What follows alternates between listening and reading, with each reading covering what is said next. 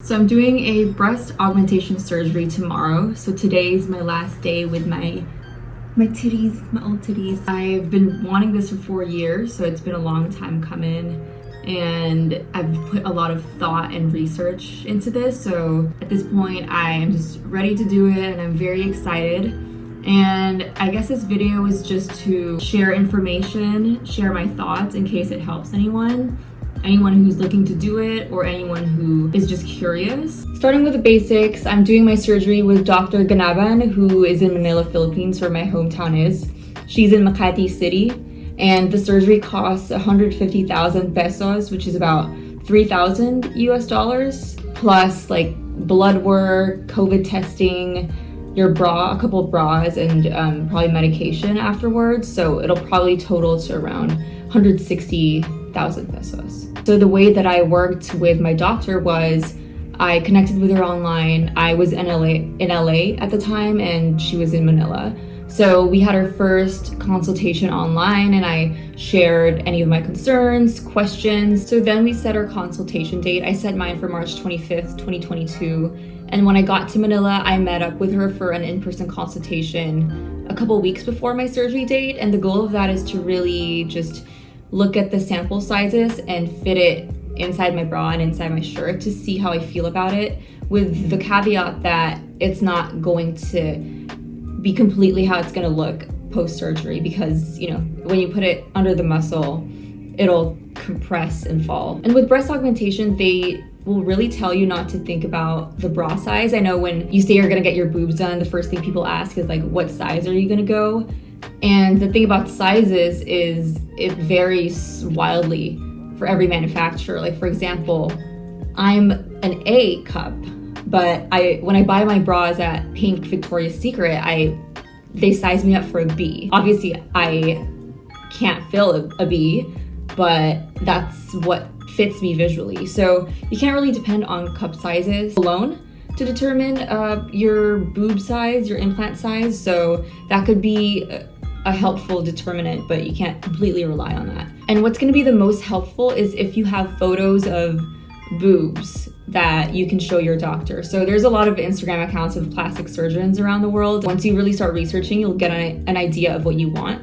And so I showed her about 4 pictures that I really liked. Then from there, she'll judge what size she thinks, what cc she thinks best fit me based on what I already have, which is not a lot at all. So a bit of background, I've been considering this surgery since I was 18, 19. I'm 26 now, so it's been a long time coming. And I actually really love my body the way that it is now. And I actually feel very comfortable naked. My body type has always been bony and quite skinny and underweight. And I was kind of insecure about that growing up. And it didn't help that I didn't have boobs and I would look like a kid when I wear certain types of clothes. And when I buy bras, I would literally need the smallest size and I couldn't even fill it. But I've actually grown to really love my boobs and the way that they're shaped.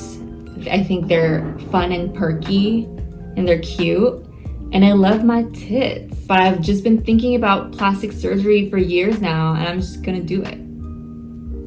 So yeah. I also just want to talk about the narrative of plastic surgery, of like, let people do their thing, let people do what makes them happy.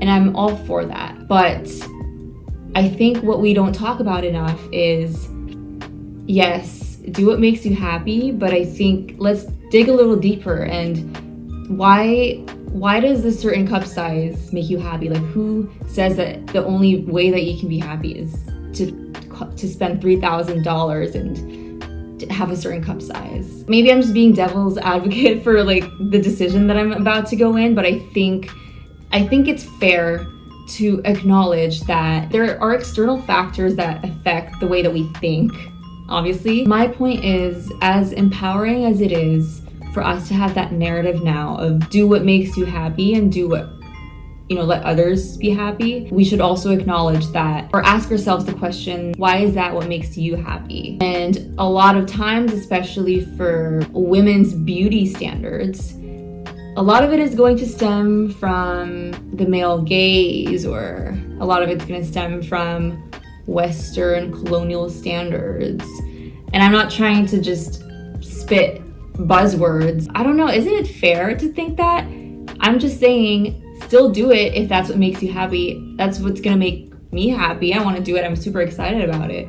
But doesn't mean I can't acknowledge that, yeah, I probably grew up looking at magazines and seeing, you know, these women with certain boob sizes, and that's what was attractive, that's what looked good, and that's what is shared on TV and film and media and mainstream media. So I mean, how can it not affect you? But I think it's just fair to acknowledge that.